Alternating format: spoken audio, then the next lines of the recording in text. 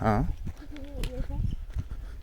No, just saying down as you get lower, you get down into like the valley, like the drier, hotter areas, the basin.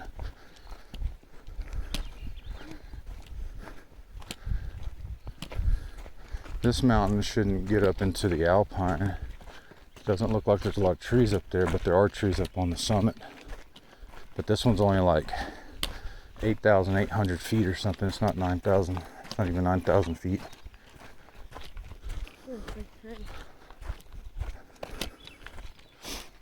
Yeah, that's an old tree there in front of us. This one, the summit of this mountain is like the summit of Guadalupe Peak.